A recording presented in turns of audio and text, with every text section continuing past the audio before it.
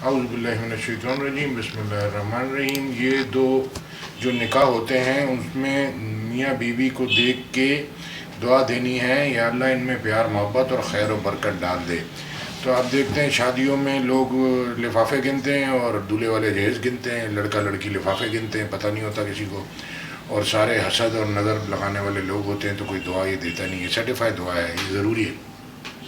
وہ مریض کہتے ہیں نا کہ اب یہ مریض دوا تو دے دی، اب شفا اللہ کے ہاتھ میں، تو دعا کے بغیر کام نہیں ہوگا۔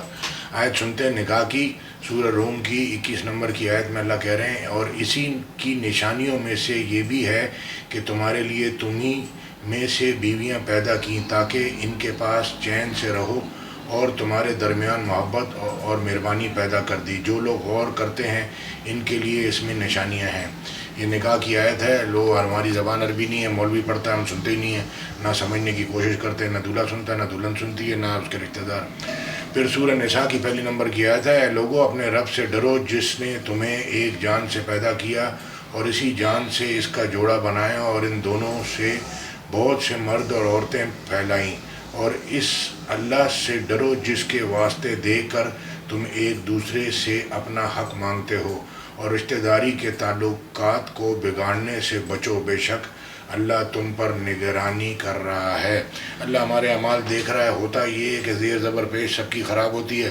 وہ بولتے ہیں اس نے، عورت نے یہ بولا، مرد نے یہ بولا، اس کی ماں نے یہ بولا، بہن نے یہ بولا، لڑکی کی بہن نے یہ بولا، بھائی نے یہ بولا، کھچڑی پک گئی، مارا ماری شروع ہو گئی۔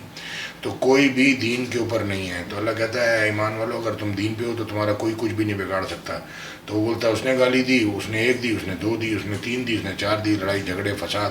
تو 100 شادیاں، 50 طلاق ہیں۔ یہ میں ویڈیو کے ساتھ میں آیت بھی لوڈ کر دوں گا، تو جن کو سننا سمجھنا ہے، جو اللہ کہتا ہے جو ہدایت کا راستہ اختیار کرتا ہے تو اپنے ہی فائدے کے لیے، اور جو گمراہ رہتا ہے تو اس کا نقصان اسی کو ہے۔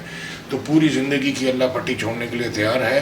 مرنے کے ٹائم پہ ایمان پہ اور اپنے آپ کو صحیح کرتے مرا تو بچ جائے گا، اور اگر یہ وہی جیسے پیدا ہوا تھا 1955 میں، اور دماغ اس کا 1955 میں، اور دماغ بھی بچپن میں، تو یہ اگر یہی الٹی سیدھی حرکتیں کرتے اپنا شریعت چلاتے مرا، پھر اس کو کوئی نہیں بچا سکتا۔ تو یہ قرآن اسٹڈی کرنے کے بعد میں بتا رہا ہوں، اپنے حساب سے نہیں بتا رہا، کہ کلمے پہ ایمان پہ موت اس لیے مانگتے ہیں کہ اللہ کی نافرمانی میں جو لوگ مرتے ہیں، پھر وہ پوری زندگی ان کی ضائع ہو جاتی ہے۔ آپ نے پوری زندگی نیک اعمال کیے، پھر مرتے وقت اللہ کی نافرمانی میں مرے تو آپ تو پرابلم میں پڑ گئے۔ پوری زندگی کسی نے گناہوں میں گزاری، لیکن وہ مرنے کے ٹائم پہ اللہ کی فرما برداری کرتے ہوئے مرا، شرک سے پاک دل لے کے مرا، کینہ بغض سے پاک دل لے کے مرا، تو یہ بچ جائے گا۔ جزاک اللہ خیر۔ السلام علیکم ورحمۃ اللہ۔